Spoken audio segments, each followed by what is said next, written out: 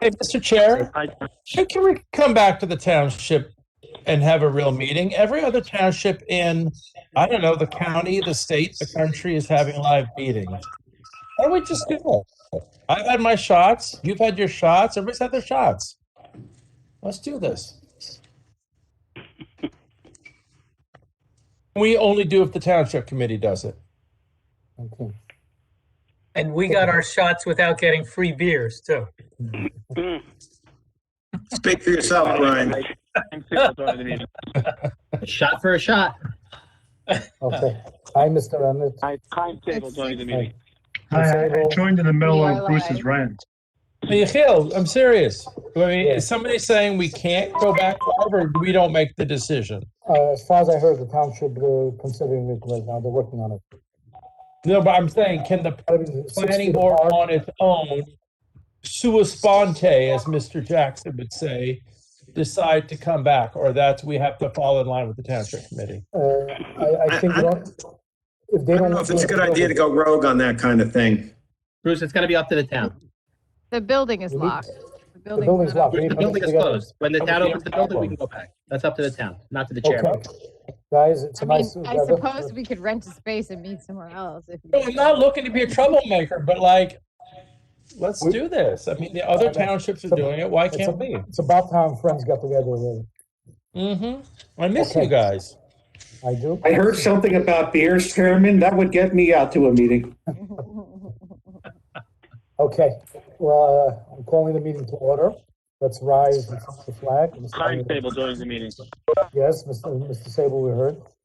I pledge allegiance to the flag of the United States of America and to the republic For which it stands, one nation, under under God, God, indivisible, indivisible, with liberty, and justice for all. Thank you. Ali, could you please read in the certification of compliance? Your flag, aren't they? hold on, I'm gonna mute some people.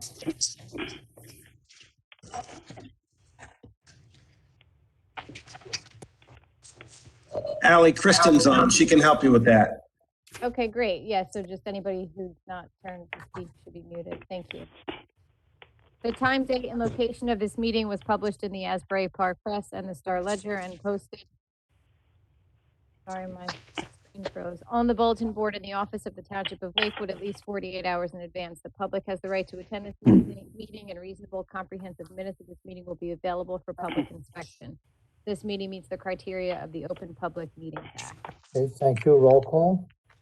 Mr. Garfield. Here. Mr. Stern. Here. Mr. Sable. I'm here. Mr. Flansbaum. Here. Mr. Herzl. Here. Mr. Renner. Here. Mr. Isaacson. Mr. Meyer. Mr. Raitzik. Mr. Fuentes. Mr. Ackerman. Thank you. Thank you. Swearing in of professionals. Mr. Jackson.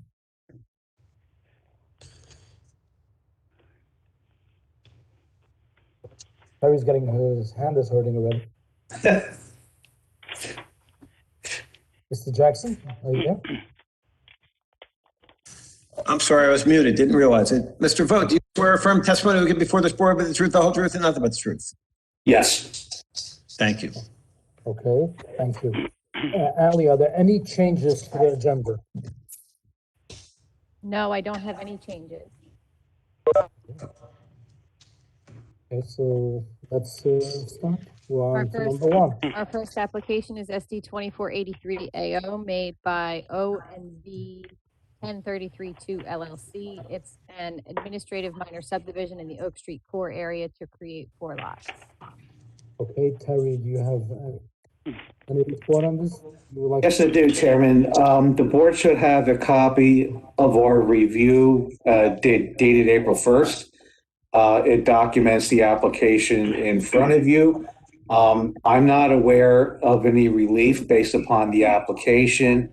Our recommendation is that it comply with the existing ordinance, and I'm sure Brian will give testimony very shortly. Okay, thank you. Is there any attorney on this application? No, we don't. Okay, so Brian, Mr. Jackson, want to swear in Mr. Bryan? Mr. Flannery. Flannery, do you swear affirm testimony to give before this board with the truth, the whole truth, and nothing but the truth? I do. Brian Flannery Jackson, New Jersey, licensed professional engineer and professional planner. As indicated, this is a conforming application in the Oak Street Core for administrative minor subdivision. No relief is requested. As indicated in Terry's letter, the duplexes are permitted use. There's 2 duplexes for 4 dwelling units that are being proposed. And as indicated in Terry's report on page 3, there's an impact fee that will be due in accordance with the impact fee ordinance. Okay. Any board members have any questions? Seeing none, I would open up to the public. Is there anybody from the public on this application? Lee? I did not receive any comments. Okay, so I'll close it to the public. I would ask for a motion on first application. So moved. I'll make a second by Justin. Just moving Mr. Garfield, second Mr. Flansbaum. Roll call, please. Mr. Garfield, Yes. Mr. Stern, I think you should, Mr. Yes. Mr. Mr. Stern. Sable. I said Mr. Stern, I'm sorry. Oh, I said yes. Okay, Mr. Sable, Yes. Mr. Flansbaum, Yes. Mr. Fritzl, Yes. Mr. Renner. Yes. Thank you. Yes. Mr. Meyer is here now as well. Thank you. Okay. Okay, we have a full board. Very nice. Okay, on to number 2. You said full board. I'm just looking to make sure I didn't miss anyone else. Mr. Isaacson is not here. He will. Okay. All right, our next application is SD 2475, made by 519 Arlington LLC. It's a minor subdivision to create 4 lots. Okay, Terry, you wait 1 second. I would ask to go through the report. Okay. Terry, can you go Sure. through the report, please? Thank you, Chairman. I'm reading from the April 16th review Ali has up on the screen. Beginning on the top of page 3 under submission waivers, only 1 proof of submission. We have no problem with that waiver for hearing purposes, Chairman. Okay. I ask for a motion to go along with engineer's recommendation to grant the waiver. Justin? Justin moves. Do we have a second?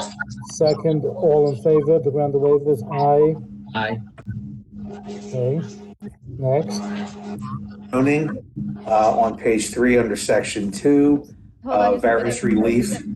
Terry, hold on. Kristen, can you please mute whoever is making noise? Thank you. Okay, that's better. right. Thank you. Thank you, Kristen.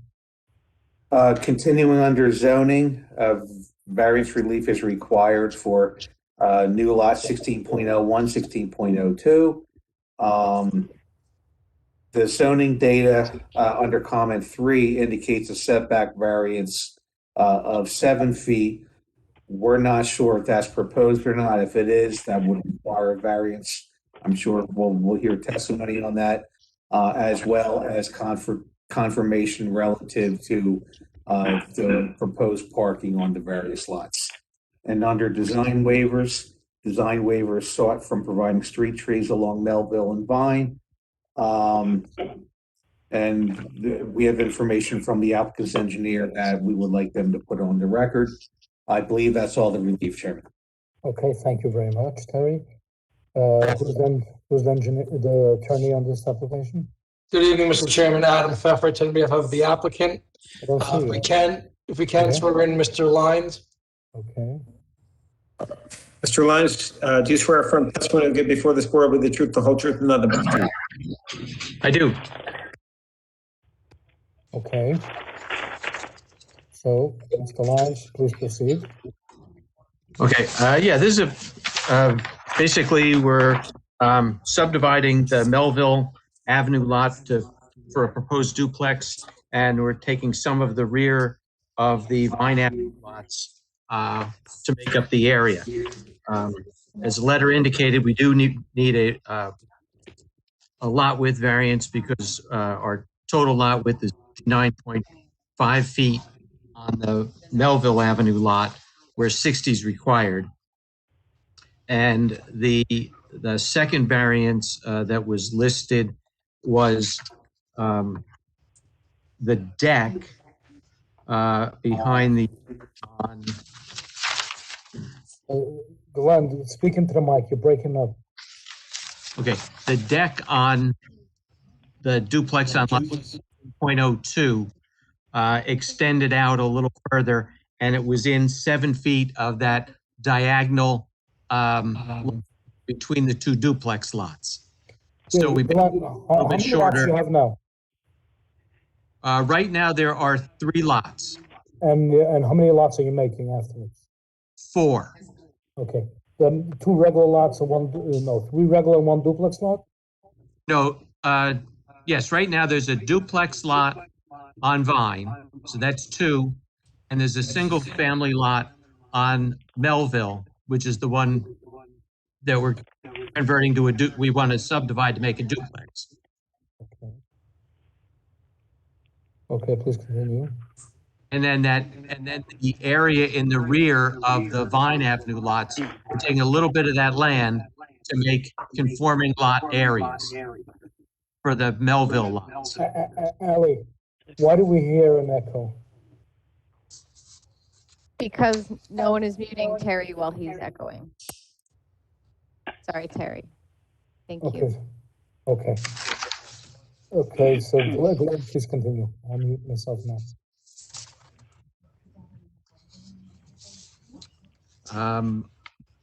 Other than that, I believe we addressed all of the comments, addressed all the comments in the letter. A lot of them are mine. You have where's the variance you said with 9 feet? There is none. It used to be, if you look on sheet 2 of 2 on the improvement plan, and if you look at the lot on the left, that deck originally was 10 feet long, 10 by 10.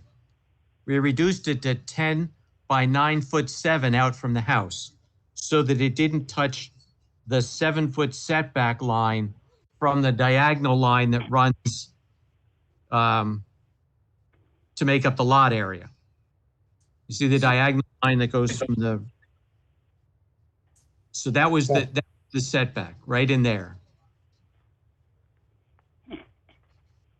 Okay, so which variances are you seeking again? All we need is the variance for lot width, because we have a 59.5-foot lot where a 60-foot lot is required. Okay, I think, Brian, everybody's gonna say that's de minimis. That's a half a foot. That's the only variance you're asking? That's it. Lot area, side setbacks, everything is okay besides that.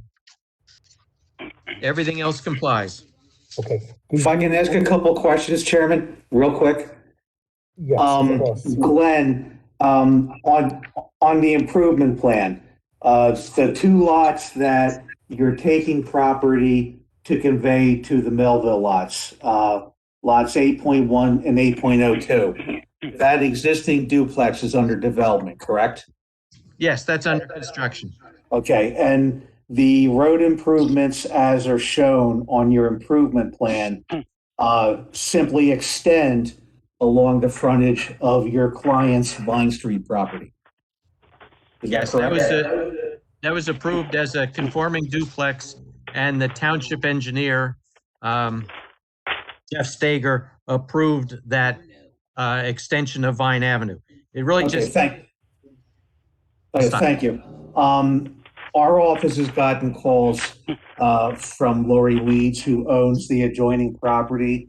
I believe lot 3 and the additional between Vine and Cedar Bridge to the north of your property. I just wanted to put on the record that you are not proposing road improvements on her frontage. Is that correct? That's correct. Okay. And there's no need for any disturbance on her property as a result of this project. That's correct. All right. Thank you. Glenn, do you agree with the rest of Terry's report? Yes, we do. Okay. Any board members have any questions from the engineer, from Glenn? Seeing none, we'll open up to the public. Ali, is there any public comment on this application? I did not receive any comments on this one. Okay, so we'll close it to the public. And I would ask for a motion on this application. I'll make a motion to approve this application. Mr. Meyer moves to approve. Do we have a second? Second. I'll Mr. second it. Garfield, Mr. Garfield seconds. Roll call, please. Mr. Garfield, Yes. Mr. Stern, Yes. Mr. Sable, Yes. Mr. Flansbaum, Yes. Mr. Herzl, Yes. Mr. Renner, Mrs. Mr. Renner. I'll unmute him. Oh, I'm sorry, Ellie. I sent you a text message. I'm not sitting on this application. Oh, okay, thank you. Mr. We need to say Meyer. that out loud, okay? For everyone for the future, I should have gone over that. But if you're going to recuse yourself, you have to state it at the outset, just so it's right. Everyone knows. I recuse myself due to a conflict. Okay. Mr. Meyer, Yes. thank you. Okay, thank you. Thank Good you. luck. Good luck. On to number Thank you very three. much.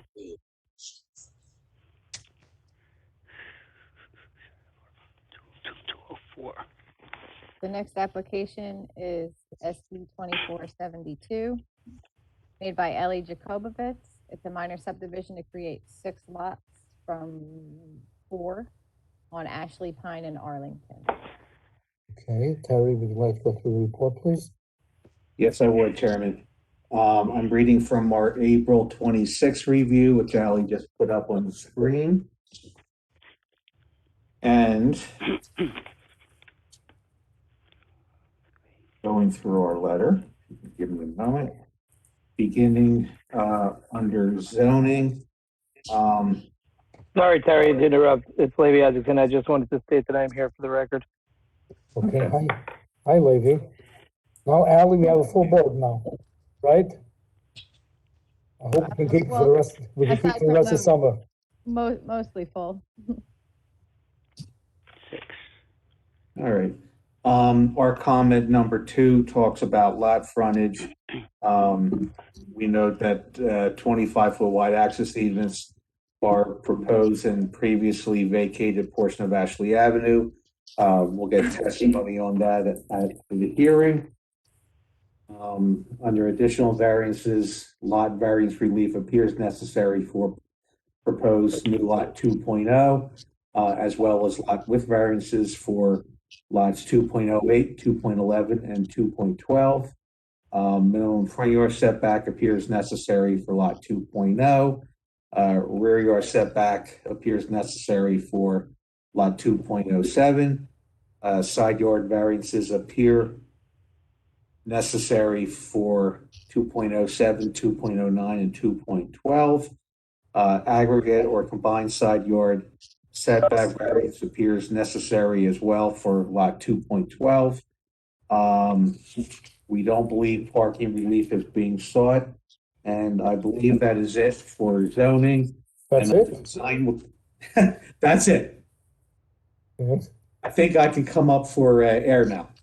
Okay, For design waivers, a design waiver is required for lot lines not being perpendicular right of ways. That's a common issue with the irregular lots, as well as for providing street trees along all the project frontages. And the design waiver is required from extending Ashley Avenue. I believe that's everything, Chairman. okay, thank Did you. you mention sidewalks? Oh, Not yet. we'll see in a second. Okay, who's the attorney for this application? Who's the engineer? Yeah, before we get there, can I ask Terry a question? Of course. I'm looking at the plan review meeting notes. I think it's attachment 8 in the thing. Is there is there a parking variance, or these are single-family homes, they're not even duplexes? What's the parking? Is there a parking issue? I see question marks, I don't see state. Our understanding, Bruce, and that's a good question for the applicant's professionals, is that they are not seeking parking relief to the best of our knowledge, which would mean that each of these are typically going to require a minimum of 4 spaces up to, I believe it's 9 bedrooms, and anything else would be, more. That is something that is ultimately reviewed a final time at time of plot plan in the engineering office. If parking relief was necessary and not obtained, the applicant would be sent back to the board. So I'm looking at the notes and it says parking variance question mark, which means all the participants of the meeting on March 2nd had some question. Yeah, What was answered? That was subsequent to the first plan meeting and the first submission. Our review of the second submission, we are not aware specifically of relief. We are going to be asking whoever is testifying on behalf of this application whether they are seeking it or not. Okay. And then the second point in your plan review meeting notes is Ashley Avenue vacation status. So Ashley Avenue kind of goes about halfway through this area. We're extending it. Was it vacated? Just kind of give me the background there. Our understanding is that it was previously vacated based upon the filed map, which is referenced in the review. And we are asking the applicant's professionals to testify regarding this issue with everything else as part of this hearing. So remind me, vacated means the township owned it, but then they released their claim of ownership to the property owner, or what does that mean in English? That means if they vacated it, then the right-of-way was removed from the township inventory. And unless they being the township? Correct. The township is the only entity that has the power, to my knowledge, to vacate township right-of-way. Let me jump in on that. Right. If it's a public right-of-way, if it's shown on the map, it's not improved, or even if it is improved, the governing body has the authority by ordinance to vacate it as a public right-of-way. In general, once it's vacated, it will revert to the adjoining property owners, because if the public right-of-way is a right-of-way, the underlying fee always belongs to the surrounding property owners, or almost. Which is what's illustrated on the map. So that gets divided up according equally between all the adjoining property owners, right? Right. So if it's an ordinance, it's a vacation, then it's a matter of public record. So has that street been vacated, yes or no? I think that's a fair question to ask the applicant to provide that proof if Mr. Vogt doesn't know it institutionally. Well, Chair, let me ask you first. Has that street been I don't mind. I'm happy if the street's vacated, but has it been vacated?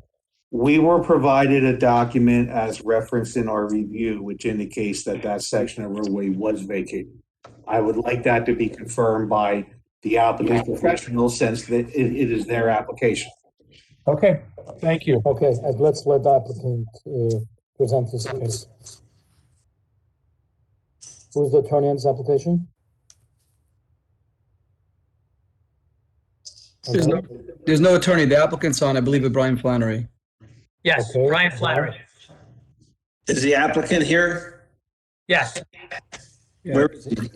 He should be sworn in as well. Eli. Okay, who's the applicant? Do I see him? Okay, yeah. Okay, gentlemen, we'll start with the applicant. Sir, please state your name. Ellie Jacobowitz. Mr. Jacobowitz, please raise your right hand. Do you affirm testimony to give before this board with the truth, the whole truth, and nothing but the truth? Yes. Thank you. Mr. Flannery, do you swear affirm testimony you'll give before this board with the truth, the whole truth, and nothing but the truth? I do. Brian Flannery, Jackson, New Jersey, licensed professional engineer and professional planner. The application is indicated is for the minor subdivision of 4 lots into 6 proposed. Brian, could you make all those variances disappear with your testimony? Can I make them disappear? No, I'm going to explain why this application is to make this area better and to utilize the property in a method which will provide housing opportunities. We're talking about a 1.6 acre tract of land with 6 dwelling units on it. That's an average of 12,320 square feet per dwelling unit That's in an area existing. that's split between the R75 and the R10. And this particular R10 area, if the board is familiar with it, and I've done numerous applications on this property, including the original subdivision for Okay, one second, John. Brian. Ali, somebody has to be muted because we hear the echo again. Okay, Brian, what's currently there and what are you seeking? Let me get it straight. Currently, there are 6 houses there? Currently, there are 4 lots with 4 houses. 4 houses. And you're coming to make 6 lots with 6 houses? Correct. Okay, please proceed. So the property, as I indicated, is 1.68 acres, which for the 6 dwelling units would be an average lot size of 12,320 in a zone that's split between the R75 and the R10. And this particular R10 zone has a preponderance of lots that are smaller than 10,000 square feet. So these are going to be premium lots in this area. The property was originally owned by John Brown, who was a longtime Lakewood resident, did a lot of nice things for Lakewood. It's his house that he built for his family that fronts on Pine Street and is to remain. The property has frontage on Pine Street, Arlington Avenue, and Ashley Avenue. Ashley Avenue was vacated many years ago by the township. It was probably about 5 years ago that my office did a subdivision application for lots 1405 and 1406 on the other side of Ashley Avenue. And at that time, the question came up about street frontage. I read the definition of a public street from the UDO at that point. I'll read it again now. A public street as defined by the UDO is any improved street located within an existing, proposed, or former township right-of-way. So this is in a former township right-of-way. So it clearly has frontage on a public street as defined by the Lakewood ordinance.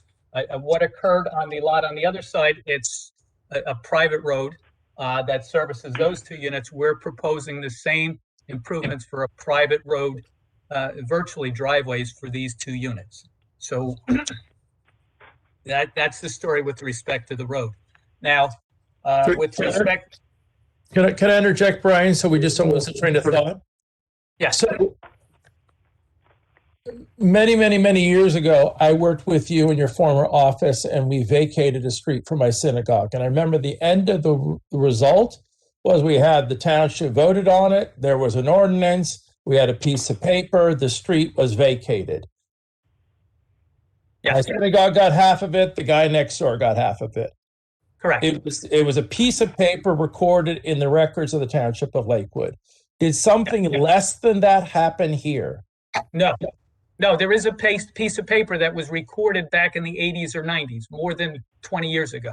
Okay. And the tax maps have shown it as a vacated right-of-way since that time. So why is there any question whatsoever that this is a road that, or this piece of property then is owned 50-50 by 1405, 1406, and then your client's property? No, the right-of-way was vacated right down the middle. And the former owner, Mr. Brown, got 25 feet of it. Right. The former owner on the other side got 25 feet of it. I don't know their names. Several years back, the owner on the other side came in to do a subdivision, asking for a private street. but a private street that's also defined as a public street in the Lakewood UDO. And the board at that time approved the minor subdivision on the west side of the vacated portion of Ashley Avenue. And they have a driveway with their two houses, and it works fine and everybody's happy. We're asking for the same thing here. And I don't see where there's an issue. It's I'm just trying to understand, at the end of the day, is there going to be a street there or two driveways with a median? What is it going to be? It depends on how you define a street. It's not going to look like a street. It's going to be, from a layman's standpoint, it's going to be two driveways. And or maybe I'm overthinking this, but I don't like ambiguous drafting, or I don't know what this is, and I want it to be clear on the record, Okay, what it is we're creating here. I hope I'm making it clear on the record that the access will be properly provided to these two new residential lots, the same way it's properly provided to the two on the other side. And if any of the board members have been out there, it works very well for lots 1405 and 1406. And I have no doubt in my mind that it's also going to work equally well for 2.08 and 2.09. Okay. Excuse me, Mr. Flannery, Mr. Chairman, Yes. how is this not a flag lot? I mean, what you're describing is effectively a flag lot. I was going to ask the same question. They have no frontage right now. It does not meet the definition of a flag lot, and it clearly meets the definition of a public street. If there was not a former township right-of-way there, it would be a different situation, but there was a former township right-of-way there, and the Lakewood UDO takes recognition of that former township right-of-way in their definition of a public street. So these units have frontage on what's defined in the UDO as a public street. It doesn't look like a public How street. wide is that street? I have a hard time swallowing that. Yeah, how wide is that? The right of way? There's a 25-foot wide strip coming into both of the lots. Which is basically two driveways, 12 and 12. What was the question? It's two driveways, 12 for each. Yes, two driveways. It's not a road, but the smallest road is 28 feet. 25 feet. If I can interrupt, I plan on putting a 28 5-foot pavement right down the road over there. I think it will look like a regular street, but that's my game plan. And the neighboring property owners okay with that? Yes. And Mr. Herschel, excuse me, can you please explain to the applicant, we can't have a free-for-all here where you just, and when you have to be recognized by the chair, your witness is testifying.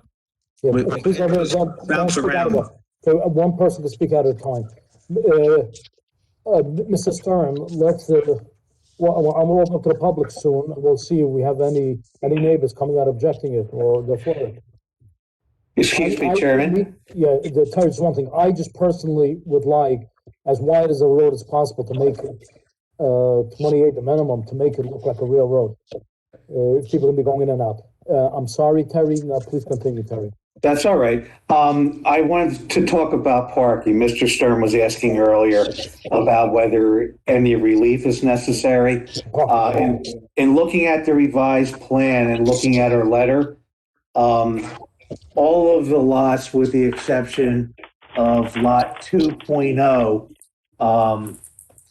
have 4 parking spaces proposed. Lot 2.0 has 2 parking spaces.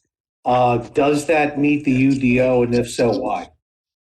Well, lot 2.10 is a small existing home, and it meets the RSIS standards. Which one is 2.0?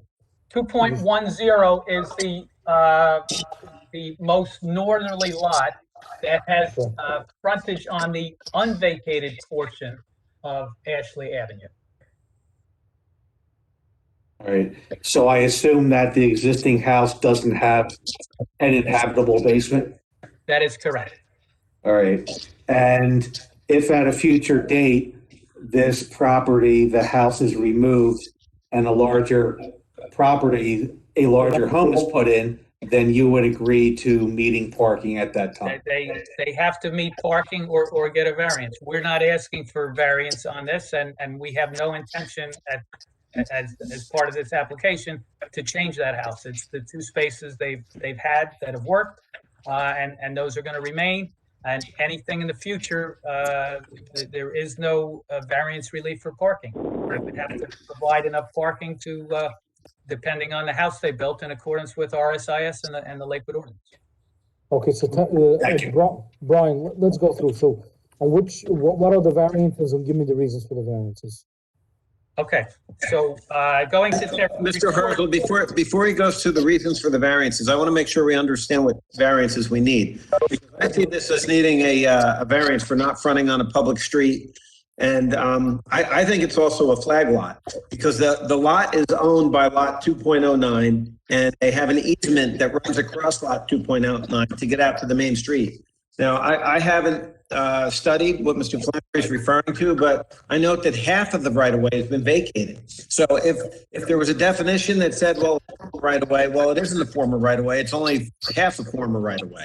So I think that is really something the board has to take into account. I'm not saying whether this is a good idea, whether it's a bad idea, but in my opinion, this is a flag lot, or worse than a flag lot, because the flagpole belongs to the lot 2.09. So through the chair, I think we should hear Terry if he has an opinion as an engineer. Is that by meeting of is that considered a road according to you? I'm not going to argue with Mr. Jackson as an attorney. It wouldn't be prudent. If that's John's interpretation, then I'm not going to argue. Through the chair, can I ask for clarification? Through the chair? Yeah. What are you asking? Yeah, I'm asking for a clarification for our counsel, Mr. Jackson. Okay, Mr. Jackson. So, Mr. Jackson, what is a flag lot and why is it bad? Well, years ago, the board, I think it actually became a use variance. A flag lot is the exact same configuration that you have here, where you have to drive across one lot to get to the other. So picture, this is more like a hockey stick lot. Picture, you know, I can't share screens because I don't have the computer. We put the map up.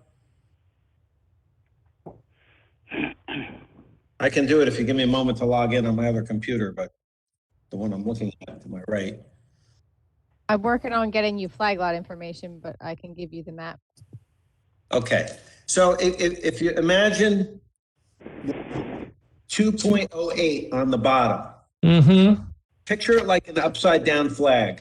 Yes. The main part of the lot is the flag, and then the staff of the flag is the part that's shaded. Yes.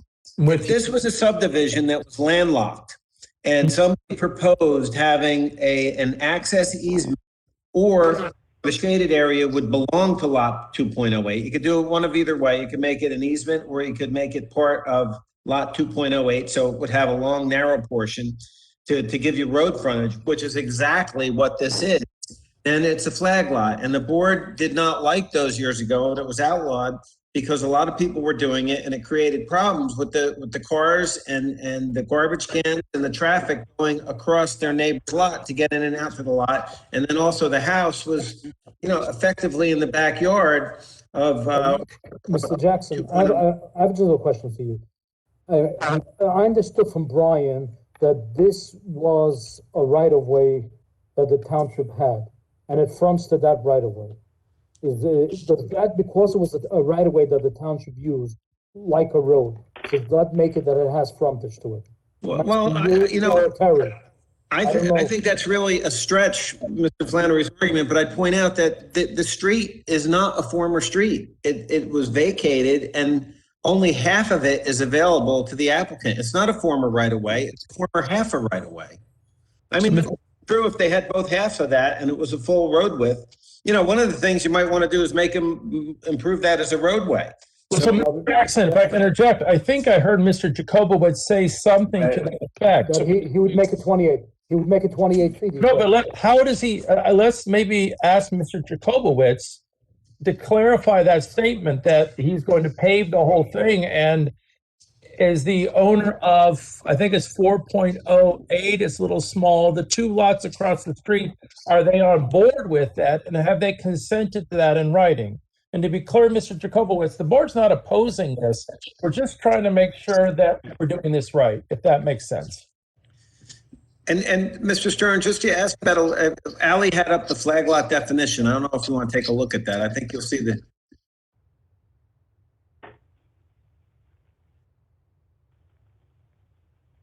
See, a lot not satisfying conventional minimum lot frontage, generally configured in the shape of a flag with its road frontage provided by a strip of land referred to as the flagstaff portion of the lot. So if this is. This is a little different, because I think that they both have frontage to that right of way, right? It's not that you have to use, the right of way belongs to one, and then you go to the back property. Well, no, it's an easement now because that right of way has been vacated, and actually what's only available is only half of the right of way. Is that half the right of way 28 feet? That according to our. That half of the right of way is 25 feet, and the applicant is not opposed to making any improvements to provide access in accordance with what the township engineer and the planning board wants. With all due respect, the conversations on flag lots is really a moot point because a flag lot is not a use. So you can't say we have a use variance because we have a flag lot. Flag's not, we're not asking for the use of a flag lot. For a residential lot, the worst possible case, and this, my legal opinion is disagreeing with Mr. Jackson, and that happens very rarely. You don't have a degree that lets you have a legal opinion. Okay. My planning opinion is that the worst case scenario is that would be a lot frontage variance, which is a bulk variance, which the board can grant. I don't know, I've never heard of any case where flag lots were considered a use. Uses are residential, commercial, all those type of things. The problem that occurred with the flag lots is one planning board years ago thought flag lots were okay and put it in there. Another planning board decided they didn't like them and voided that section of the ordinance. It's in section 8 of the ordinance. So it doesn't rise to the level of any kind of a variance. It would be a design waiver at most. So the worst case scenario is we'd be asking for a design waiver for something that could be characterized as a flag lot and a bulk variance for lot frontage, which the board can grant, and the catch-all in the ordinance gives the board to do it. I think the real question here is this appropriate and is it good use of the land? And I think if we focused on that part of it, I think that everyone would agree. I don't know how you could not agree. Anybody that's been there and seen the two lots across the street, it works well. Brian, ordinances, I mean, we're not trying to stop this, but let's try to make it conform with the actual rules of the township. Through the chair. 1 second, Mr. Schmuckler. I just want to give you information. Hold on, Mr. Schmuckler, your relationship to the application? I am the chief operating officer of the company that designed these plans. Okay. See, we have an issue here because we have an applicant who's not, we don't have an attorney, and the applicant didn't call you as a witness. So, and it's not public comment. So, Mr. Chair, I don't know how you just want to have Mr. Schmuckler come in at this stage. Or can you guys put the plan on hold for 1 minute so I can call Brian and give him information? I think we're just missing a drop of information. Well, I think the applicant could ask you to give that information at this time, and then the board would listen to the applicant's request. Brian, Mr. Schmuckler, let's wait 1 second. If the applicant said that he's willing to pave up to 28 feet, that's a legal road. And what's the whole, what's the talk? And it's not a flag lot, and everybody has. It becomes a road if it's dedicated to the township and the township accepts it and it's approved. Then it's a road. Unless they do that, it's not a road. I can give you all this information if you guys give me 1 minute. Okay, I'll give you. Okay, a 1 minute recess. Okay, call Brian. Call Brian, thank you. I appreciate it.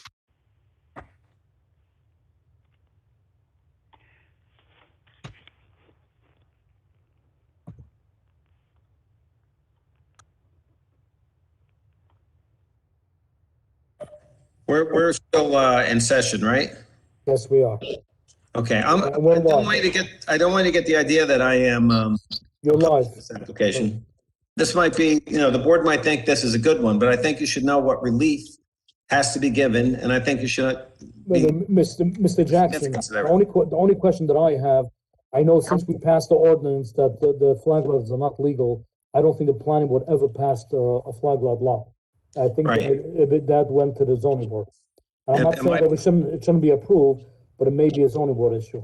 Mr. Flannery, said that he doesn't think it's a bulk issue, that we should disregard the township's ordinance because he thinks that it's really a bulk issue, not a use issue. And he may be right, he may be wrong, but I don't think it's our board's prerogative to disregard an ordinance that's on the books.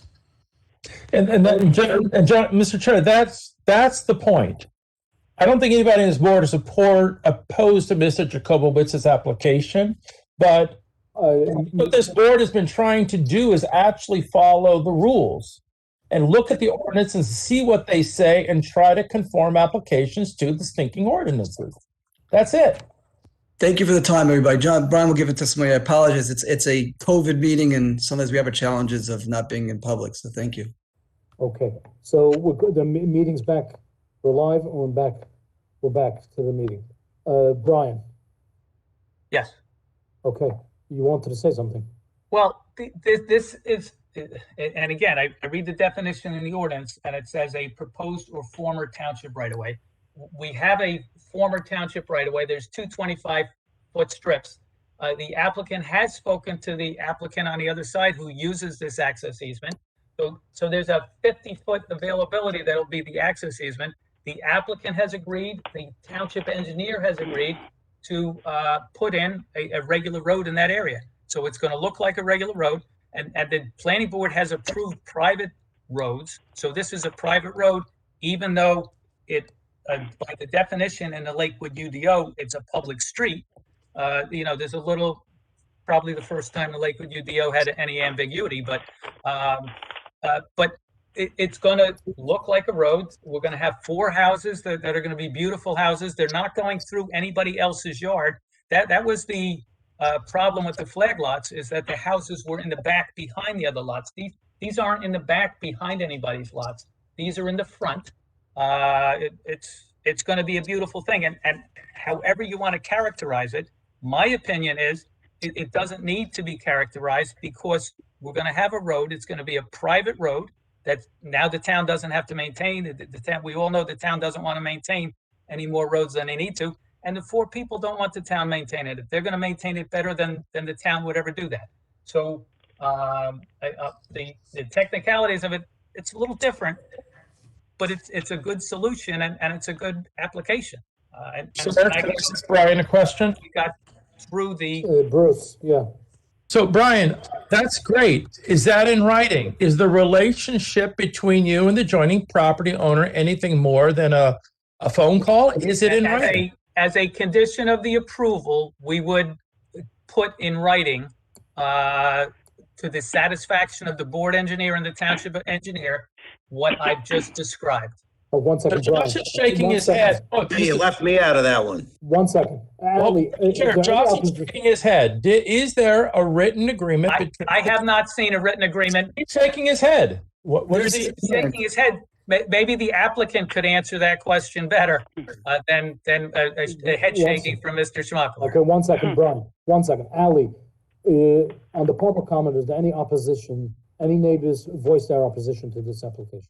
No. There were a handful of letters and they were all in favor of the application.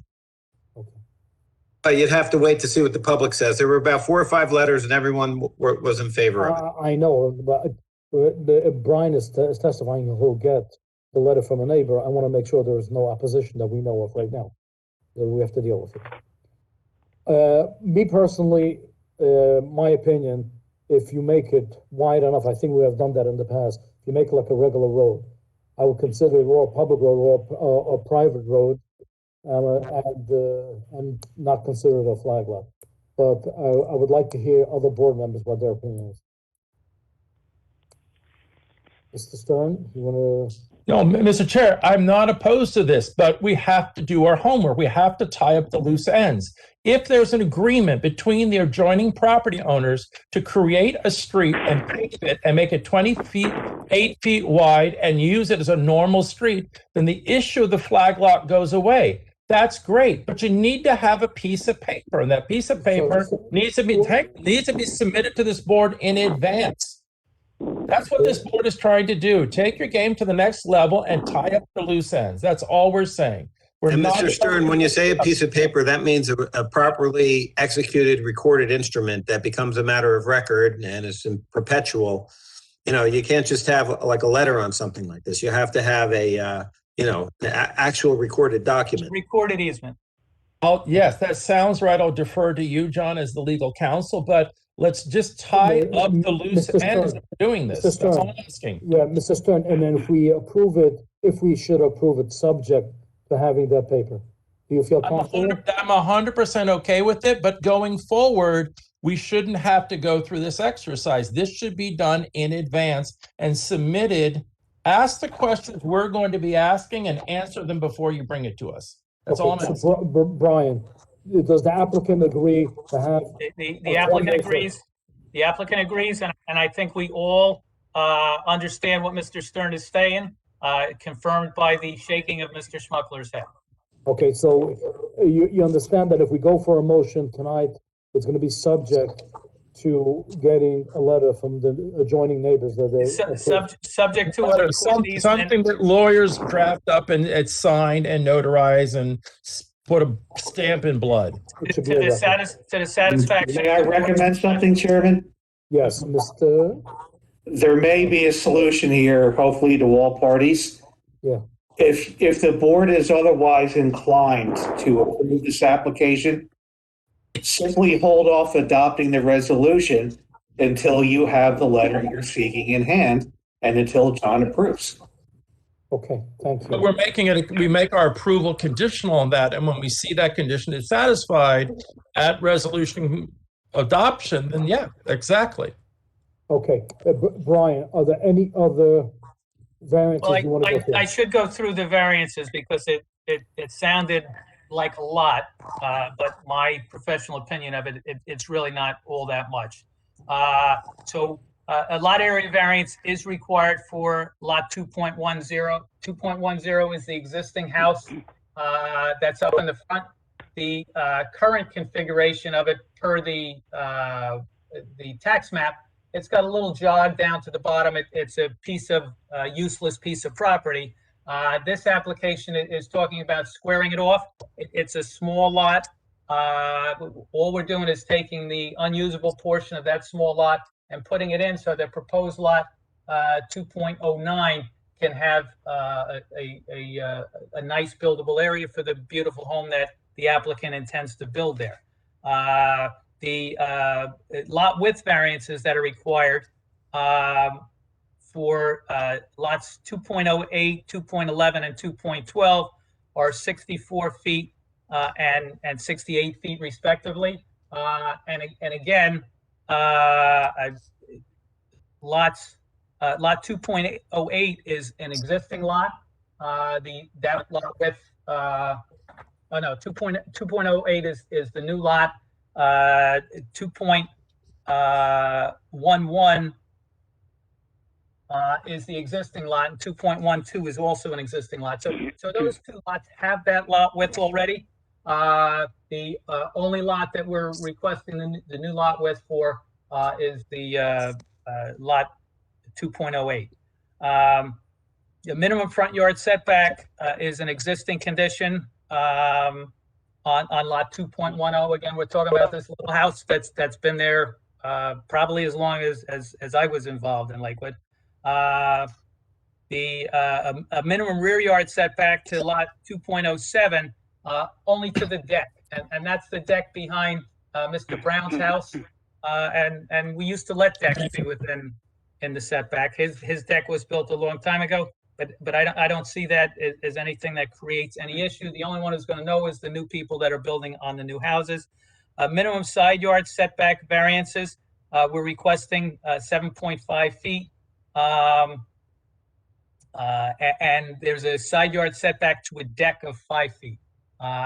It sounds like a lot, but these are all little things based on the existing configuration of the homes that are there. Combined side yard setback of 20 feet on lot 2.12. And 2.12 is an existing home that's already there. So that condition, there's nothing that's changing with that. The last indication was with respect to parking relief. And as I indicated, the existing home has 2 parking spaces. It complies with RSIS. The other homes will all have adequate parking. So just quickly, I'd put on the justification for those variances. There's C2 variances. The master plan of 2017. The background information on page 2 goes into all the growth that Lakewood has seen, and it concludes, based on this information, it's important that Lakewood plan for residential development to house its growing populations. And this is certainly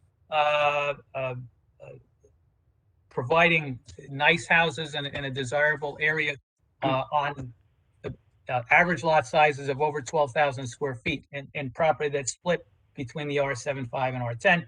The vision statement in the same master plan on page 7 is encourage development and redevelopment based on smart growth planning principles. It's my testimony that this does that.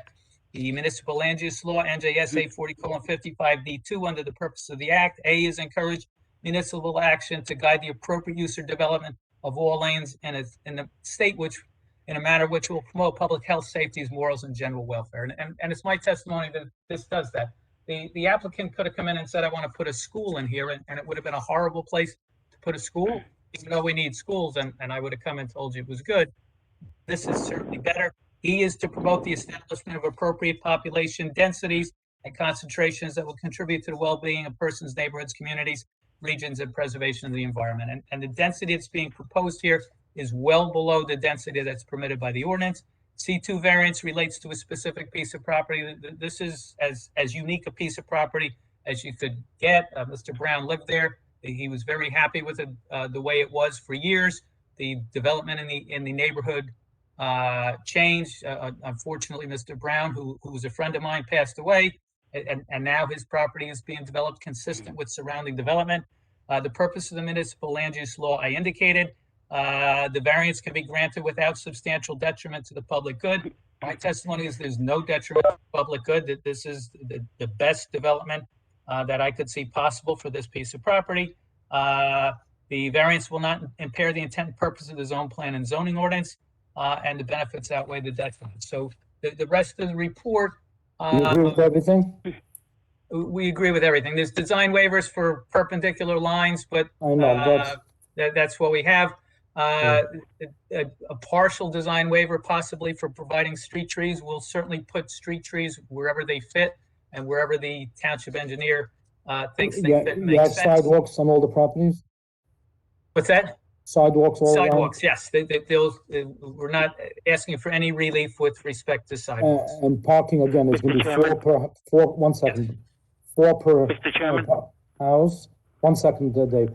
4 per house, and you ever throw down the existing house, you're gonna also conform with the parking. The small existing house on Ashley will have the 2 that it currently has. All of the other ones will have a minimum of 4.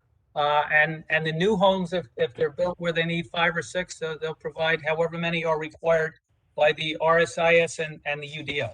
Okay, Dave, what's your question? Yeah. The house 2.07, that exits onto Pine Street. That is correct.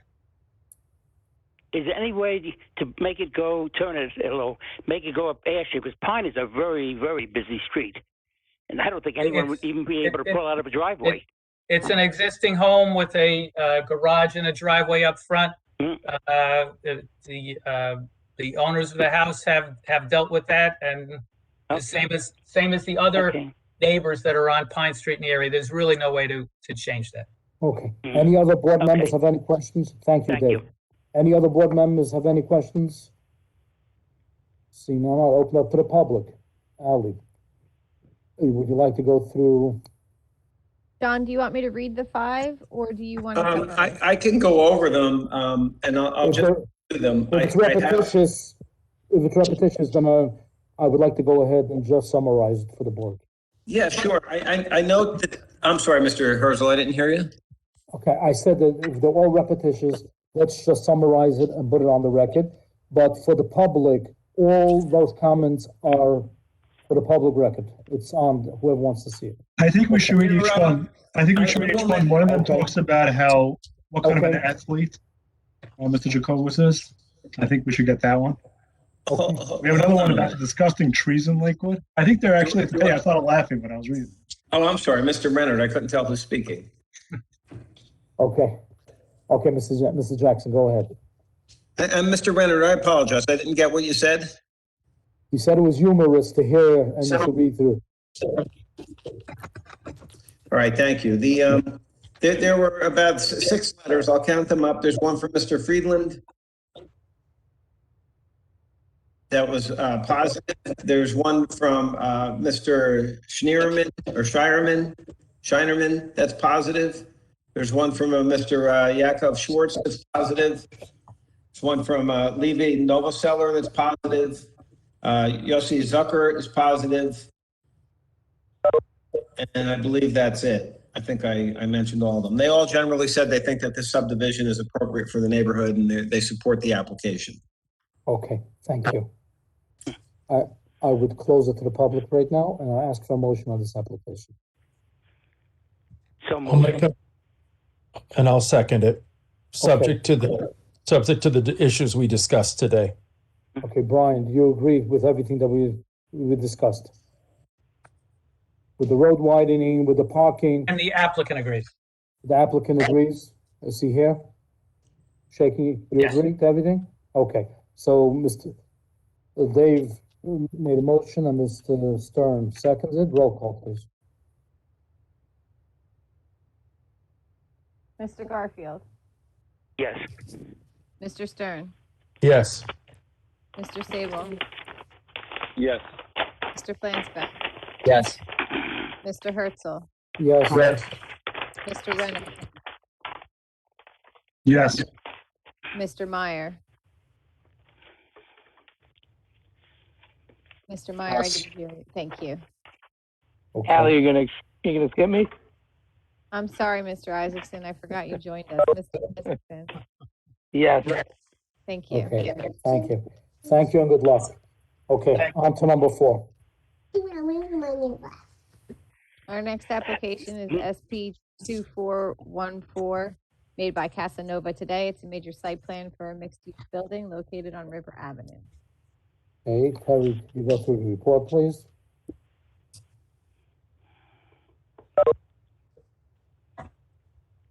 Terry, are you muted? Thank you, Chairman. I'm reading from the April 28th review that Ally has up on the screen. Beginning at the very bottom of page 2 under submission waivers, we have a traffic study that's not been fully completed. Purpose submission to Ocean County Planning Board. Topo contours, man-made features within 200 feet. Plans and profiles in the EIS. I believe the applicant is going to have traffic testimony at the hearing. And as such, we support the waivers for hearing purposes as written. Okay, do we have a motion to go along with engineer's recommendation? Anybody want to move the waivers? Moved. I'll second Second by it. Justin. Second, Justin. All in favor? Aye. Okay, I just hope, we do have some traffic testimony because it's on Route 9. Yeah, I believe Scott's in the hearing. Yeah, I don't know what a traffic study is gonna hold. It's generally down there, it's an F. But okay. Yeah, now, looking at. Back to Terry, until you go back All to right. your report. All right, going to the bottom of page 3 under zoning, the applicant has not requested bulk variances. We have comments relative to potential various conditions that would result if DOT ever improved within the desired typical section that's along the property frontage. and I'm sure we'll get testimony from both Brian and Scott on that issue. We're not sure whether or not there's any sign variances necessary. I'd like to have testimony as well. And under design waivers, buffer relief, per section 803 is necessary. See yourself up. Torah Drive terminates behind the site. Design waivers required from providing street trees in that area based on the current plans along that portion of the frontage. And finally, the revised plans show a 36-foot wide access cartway versus the 30% maximum in the UDO. And that's all the relief to the best of our knowledge, Chairman. Okay, thank you. Who's the attorney on this application? Good evening, Mr. Chairman. Adam Pfeffer, attorney on behalf of the applicant. As Terry indicated, we're here with a mixed-use commercial building along Route 9. I would ask that the comments regarding the traffic, we understand where we are, but we do have Scott Kennel a little bit later to give testimony on that. As far as the application, we are not seeking any bulk variances, and the site itself is in excess of 2 acres along Route 9. It's tough to, the applicant has put together this property to make a very nice application. At this time, if I can swear in Mr. Flannery to address the engineering questions. And only the engineering questions. Mr. Pfeffer will handle the legal part. That is correct. That's a little rough, Brian. Brian, any surprises on this one, or you'll do it faster? Do you swear or affirm the testimony you give before this board with the truth, the whole truth, and nothing but the truth? I do. Brian Flannery, Jackson, New Jersey, licensed professional engineer and professional planner. This application is indicated it's a 2-acre site. It's a redevelopment. There are 2 lots that are being redeveloped. I should point out it's in the HD7, which permits townhouses and duplexes. So it could have been a residential development. What the applicant is proposing, a rateable, application that conforms with the goals and objectives of the master plan, and he's providing a beautiful building that will be appropriately sited along Route 9. The proposed building has a first floor of 12,636 square feet, which would be retail commercial. And then the next 2 floors of 11,033 and 9,517 respectively for general office. Both of those have balconies. It's a very beautiful building. Brian, any medical offices in this building? No medical offices. Okay, that's I know because we're short on parking.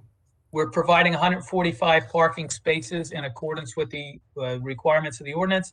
For the retail, the 12,636 square feet, we would require 63 parking spaces. And for the combined second and third floors, we have 20,550 square feet of general office. At the new rate of 1 per 250 requires another 82. So it's 145 parking spaces, and we provided 145 parking spaces. So Brian, let's zone in on the parking issue. If they widen Route 9, do you still have enough parking? We have an exhibit that was emailed to the town that shows that in the very unlikely event, because as Mr. Franklin used to tell us all the time, the state came to him in 1967 to discuss widening Route 9, and it's still 2 lanes there. We have a lot of room between the access aisle that we have that's in the desired typical section and Route 9. We could have 76 feet of pavement for Route 9, which would be 5 lanes, a center turning lane, 2 lanes on each side, and 2 shoulders on each side, and still not have to move that that access way. Ali, if you can help out, could you show with your pen to what point, if they widen Route 9, to where it would go? Mr. Chairman, there's an exhibit that shows it that we were sent over. Okay. Oh, is that what this is? Yes. Yes, that's the exhibit. And as you can see on the plan, if in the unlikely event, and I know somebody will be referring to you, Brian Flannery said this, and he's passed away many years ago, if it ever gets to that point. And there is the availability to revise the parking and have the same 145 parking spaces. It's just not as nice. So, I would expect, since they said they're going to change it from 2 lanes in 1967 and we haven't seen anything yet, we'll get a good 50, 60 years out of the parking layout that's more appropriate than what's shown in red. But we're giving you a belt and suspenders answer to this. What's the difference? What's the difference between Exhibit A and Exhibit B, where you're moving up the parking? Exhibit A is the plan that was submitted, and what it allows for better, more orderly parking up front of the building, and it allows better usage for the occupants of the building. So I see no reason why for the next 50 to 300 years, maybe, we shouldn't have parking that suits the occupants of the building better than a plan that may need to be converted at some point in the future. Now, And Brian, my testimony Brian, also, if it gets converted and we move up the parking, will you have any variance? Be creating no any variance. You'd Will be- still have 145 parking spaces. So my will be- answer is I don't expect it to happen, but if it does, we can restripe and still provide 145 parking spaces. And if we should approve it, would you agree, subject that should they ever widen Route 9, that you will repave the whole parking lot? Absolutely. Absolutely, yes. Okay. So, Were there any other issues on the report? As indicated in the report, no bulk variances were requested. We do have, Terry indicates a minimum front setback for the lot aisle. If the board feels that's a variance, we would ask for that. My opinion is that parking is not required in that setback.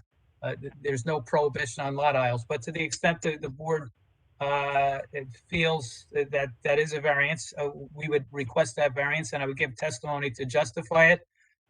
With respect to signage, we're not requesting any variance for signs. And then we have design waivers for buffer relief in the rear of the property. We've left a 20-foot buffer. We're proposing a 20-foot landscaped buffer rather than 50 feet of less things. Yes. Okay, Brian, and let's and also there's a comment that Tova Drive, which is a public street, which is in the back of the site, comes up to our property, and technically we would need relief from providing street trees along that. It's part of the townhouse development behind us, and it really doesn't make any sense because we're going to have a landscape buffer along there. The other comments we would. Brian, could we go back? Show us the circulation plan on the. You have one entrance to the property? Yes.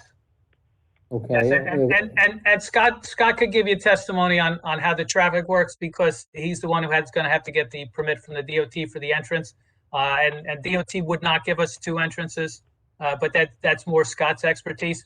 But this provides the availability for the trash to be picked up. The trash is in the rear left-hand side of the site. And New Line submitted a plan showing the truck circulation. So Brian, you agree to everything on the plan, and your testimony that it's a fully conforming application, and should they ever widen Route 9, you're going to redo the parking? Yes, and as I indicated, that was my testimony. The RVE report indicated a couple of things with respect to relief. I'd like to put on justification the 2017 Lakewood Township Master Plan. The vision statement on page 7 says encourage development and redevelopment based on smart growth planning principles. This certainly provides that. The municipal land use law, NJAC 40:55 D2, under the purpose of the act, It says encourage municipal action to guide the appropriate use of development of all lands in the state in a manner which will promote public health, safety, morals, and general welfare. And this does that. G is to provide sufficient space in appropriate locations for a variety of agricultural, residential, recreational, commercial, and this does this again. There's C2 variances where the benefits need to outweigh the detriments. My testimony is there are no detriments, and there are only benefits in the rateable, a beautiful building, and properly utilizing the site. Thank you. Do any board members have any questions for Mr. Flannery? Okay, so I would ask, there's no questions, then I would Chairman, ask. Frank Sable. Yeah, Mr. Hello? Sable. Yes. The one, Yeah. Hi. Go the ahead, one, Brian. one question I did mean to bring up, now I hear Mr. Sable's voice. There was a comment in there about not having the sidewalk connecting to the building from Route 9, and we would certainly agree to do that to the satisfaction of the board engineer. On both sides of Route 9. On both sides, going north and south. Can you do that? I would think it might make more sense to have one in the middle, because the entrance to the building would be in the middle, and we could probably, we have an island for a light, we could probably align that with an island for the center of the building, and have crosswalks through the parking. But whatever the board wants with respect. Right at the entrance, I don't think having a crosswalk right in the middle of the right near the entrance, where 145 cars will be going in and out. Maybe it's better to have it on the side of the building. We're happy to put sidewalks wherever the board feels they're appropriate. Okay. I think at this time. I think on both. Sorry, Chairman. I No, think no, both go sides. continue. Because there's going to be a lot of pedestrian traffic over there for sure, from Oak and Vine and from south. You can put both sides of this property, sidewalks, and as well as around the building. I know it might not look nice because you have trees on the north and south side of the building. Can we connect all the sidewalks around the building? Interconnect them? If we take the trees down, we can connect the sidewalk. My personal opinion that it's sidewalk is better, but not so nice. It's not nice, Mr. Sable, but it's a big safety issue. You're going to have all the cars coming down the two aisles over there, people walking there to the rear of the building, unless all the entrances are on the front. No, but you have parking in the back too. Right. So I think we have to do that. Okay. Brian, you're always in favor and always we use it to your advantage when we talk about widening Route 9, and now you're using the advantage of the not widening of Route 9. I think we should go into plan thinking and hoping, at least doing our part of having everything ready for shovel for Route 9. So, but the problem is that you constricting the parking. You're making everything so dense. You're adding the extra parking in the back and the front. My testimony is that they can widen Route 9 to 5 lanes, a center lane and 2 lanes on each side, along with 2 shoulders, and still not need to use the full desired typical section that they've indicated. So the DOT, when they come through to condemn property in order to widen the road, they only take as much as they need, and they don't need to use the full 114 feet of desired typical section. So why do they make it, Brian? So why do they make, if they don't need it, why do they make the desired typical section of 114 feet? Because it doesn't cost them anything, and they don't know what something's going to be 200 years from now. So they come up with a big number. And I was employed at the DOT for 9 months. So the mindset there is a little bit different. It's, we think we need 40, so let's tell them we need 60. Okay. I think at this time... Brian, yeah. From the front until the building, that's 114 feet, you said? The desired typical section is 114 feet, 57 feet on each side of the center line. From the center line? Yes. I think Ali just drew the red markings. It's helpful. That Ali drew is 57 feet from the center line. 1 second. Let me see what she wrote. 1 second. I'm on the phone. From the building until the front side, until the sidewalk, that's 100 and 14, I believe. Yeah, it's 102 plus 10 is 112, maybe a little more than that. From the building until the end of the sidewalk, to the curb. From the building until the curb. 24 plus 3 times 18, 2 times 24, 3 times 18, 10 feet for the sidewalk. I'm looking at page 3 of 18 of the plan. It gives me a good Now, here. you're talking the curbing for our curbing or the state curbing? Where you're proposing to put curb Where we're proposing to put curb. currently. Yeah, he's on again. And not in the old plan. He's on again.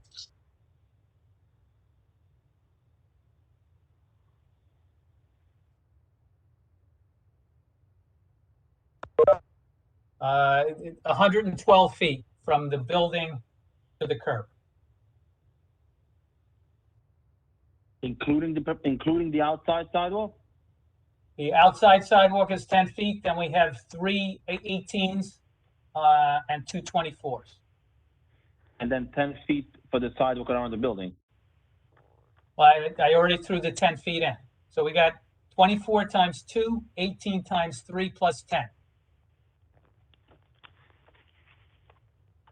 Yeah, 24 times 3 plus 24 plus 18 times 3.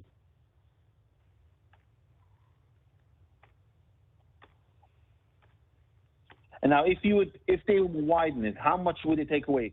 How much would they move the curb outside into the property? How many feet? Ali, can you pull up the alternate plan again, please? It's helpful. There's a plan that actually marks it all up exactly. Thank you, Ali.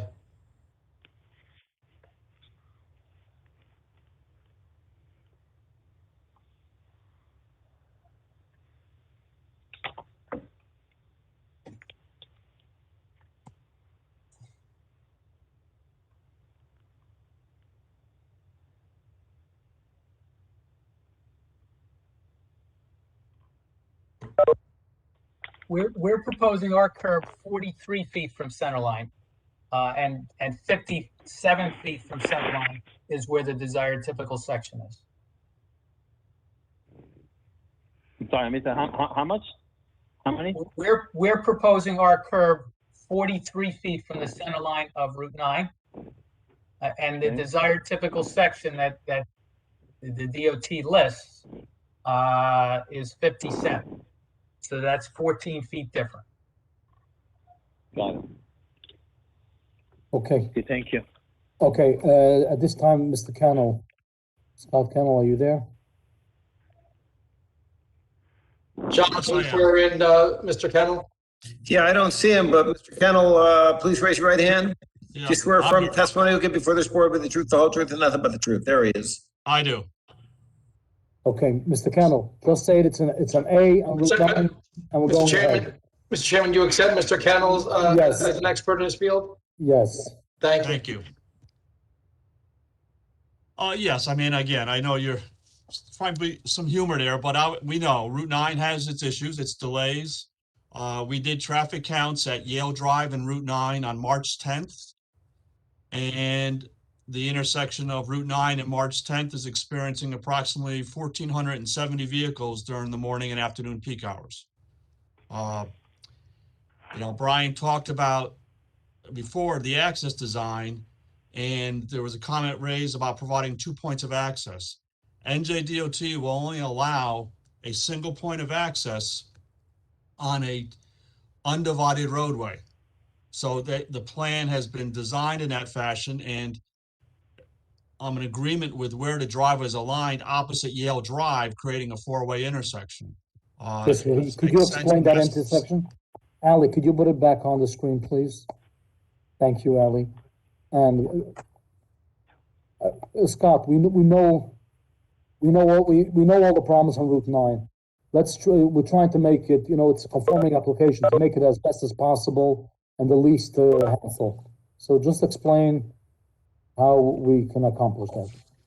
Well, one of the ways we accomplish that is by having a 2-lane exit, so that, left turns it's my recommendation as the 2-lane exit that we have the rightmost lane for right turns only, and that the center lane be for left and through movements, so that there are less delays for people who have destinations to the south of the site. And again, that'll be all discussed and reviewed with NJDOT. NJDOT is gonna let you make a left out of the property? They have on other applications because there are no U-turn facilities along this section of Route 9. I know it's an awkward crazy. situation, a situation that's it's wrestled with on a regular basis. No, I would say right out only, and make a U-turn, go make a jug handle, but you say there isn't any. There isn't any. What will happen is that people that have will either use other driveways to do U-turns, or they'll go down the cross street and then use cross street in the roadway network to the west if they want to get back north. Scott, I have a question for you. Going back to Ali, if you could go back to it a second, please. I'm sorry. You have the middle lane that's making a left turn, right? Coming out, my suggestion is, and again, we'll discuss with DOT, is that be left and through, and that the rightmost lane be for right turns only. And the leftmost lane? That'll be rights only, as Ali's marking it up. This will be through to Yale and left to go north. And then we have the third lane, which is the receiving lane. Okay. So somebody's gonna be coming in on the receiving lane, and somebody's gonna be making a left over there. Yes, the person waiting to make a left have to yield to incoming vehicles. Wow. And there will be, That's an when accident we go waiting. through DOT, that That's an receiving accident lane right waiting to now happen. is at 12 feet. My suggestion is going to be widened to 15 to 18 feet to make it an easier entry movement off of Route 9.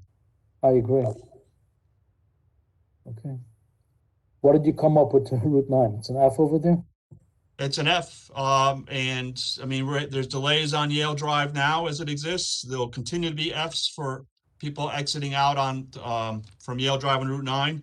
And during peak periods, there'll be delays for people exiting the site. We're estimating that it'll be approximately the 95th percentile queue to be approximately 3 vehicles. We have a long enough throat where that will not create internal congestion. I mean, again, we have a throat that can accommodate lefts and right turn movements. So yeah, let me ask you, if DOT should ever widen the Route 9 and make it dualize it, how could you make a left out of it then? Well, see, DOT would do one of two things, and again, that requires a very extensive assessment.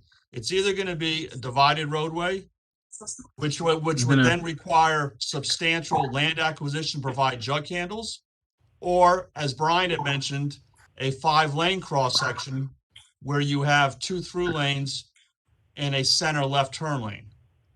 But either cross section would have the new curb line approximately 42, 43 feet from center line. And if you go back to Plan A, there would still be approximately 10 to 12 feet behind the new curb line and the parking area shown on the alternate plan. So. Yeah, Scott's Kennel speaking. Who he is. Hello? Yeah, there's somebody talking. Okay. I mean, if Ali could pull up that alternate plan, just again, that we had the alternate plan. One over, yeah. Right. So if you look at this plan, based on the cross sections I described, the new curb line will be approximately 10 to 12 feet off of the parking lot curb line. So you'd have enough room for utilities and sidewalks. Okay. Correct. Scott, this is Adam. In the event the DOT agrees to widen the entranceway, we would probably need a waiver we would need a waiver from the township, and we would be seeking that as well this evening. Is that correct? Yes, and again, my recommendation is that we make the drive a little bit wider so It's- that it's- we can The wide enhance trucks can make the a turn. ingress movement. Yeah, I agree. Any board members have any questions for Mr. Kennel? Yeah, Mr. Kennel, timetable. Wouldn't the DOT agree to a one-way in and the other side of the parking lot do a out, a right in, right out? You would think that makes sense. I understand what you're recommending, but NJDOT has taken a strong stance on minimizing the number of curb cuts along the state highway frontages, especially where it is it's not divided. I've attempted on a number of occasions to get them to understand that it would provide positive circulation for large wheelbase vehicles that have, as you suggested, an ingress and an egress. But they keep on referring me to the State Highway Access Management Code, which was adopted in 1992 and obviously been revised since then. So that's why we came up with a plan that's been presented to the board. Okay, thank you. This is absolutely dangerous. This is absolutely dangerous, and I'm petrified what's going to happen over there. It's definitely going to be accidents, not one and not 10. Just look at any other, look at the new Evergreen project. There's so many, this is calling for injuries. This is, I hope nothing worse. I'm petrified of this. Okay, and if we can maybe put in a letter, can we get the DOT to join us? Can we write a letter begging them, please, so we can make this happen? Because this is absolutely dangerous. The cross of Yale Street, maybe the applicant can put in a red light. I know it's asking too much, but this is dangerous. This is absolutely dangerous. Sickening dangerous. I know DOT has done a very extensive corridor studies along Route 9. I don't recall Yale being a candidate for a traffic signal. But as Brian says, Mr. Jackson. They move very slowly and Mr. Jackson. Mr. Jackson, are you there? Yeah, I'm here. A question to you, I know this question came up before. Like Mr. Sable says, it's a very dangerous situation, but basically, Brian's testimony, it's a by right application. Even if we widen Route 9, he can still make it a by right application. So how do we go? How do we go from here? Well, the planning board can always review safety matters. The idea is that the basis for requiring an applicant to do something cannot be arbitrary and capricious. I think it's extraordinary, though, when something's fully compliant for you to deny it for some reason. I mean, the basis of a legal review of a board action is whether it's arbitrary and capricious. So if somebody yes. I asked Mr. Kennel before what Route 9 over there is, and he told me it's an F. That's the bottom of the pit. So that tells you that it's a dangerous area. Mr. Sable is correct. Well, what I'm getting to is you can't invent criteria to deny an application on. And there's no criteria that says if the level of service is an F that you deny it. That's just a DOT characterization. And you're going into arbitrary territory. I know you don't like it, but just because someone's the last one to develop their property in an area doesn't mean that you can prohibit them from doing that. You know, if you do have an actual safety concern and you think it's inappropriate, deny it. And there's a good chance, you know, I don't want to prognosticate on a case that I might be defending, but you know how that goes. You can't make up reasons to deny applications as much as you want to. Additionally, Mr. Jackson, just to be clear, you're talking about off-site conditions. On-site, we have complied with everything, and it's a third-party approval. It's a DOT. It's out of the jurisdiction of the township. It's out of the jurisdiction of the county. It's a DOT that requires to approve that. We will submit to them, and we have to get their approval to construct. So it's my understanding you can't deny for off-site matters, and this is something that we are conforming, and we're presented to the board. Okay. And John, they are requesting a setback variance. It's not a by right application, just as is. And you're 100% right. It's not a by right application if they need relief. They do need relief, and I'm petrified. I understand the applicant wants to get and denies building. We're asking for help. We're begging on help on behalf of the township, on behalf of the residents. This is a scary situation, Okay. and everybody can attest also, Mr. Jackson, when the planning board tell them to go first to DOT and get a recommendation from DOT and come back? You could do that. Is that legal? Yes. If you're concerned whether they're going to get DOT approval, I know, I think it may be conforming, but it is a dangerous situation. I would like to hear from other board members also. I mean, I hear that Mr. is Saber because, it happens, people go to one agency and say, oh, the other one approved it, so therefore you should approve me. And, They have jurisdiction. We don't have jurisdiction on the topic. Mr. Stern, what's your opinion? Mr. Rennett, I'd like to hear some feedback. Anybody still here on them? Yeah, still here. All muted. Muted? Can you hear me? Mr. Chairman, Yes, I Levy hear you. Isaacson. Yeah, Levy.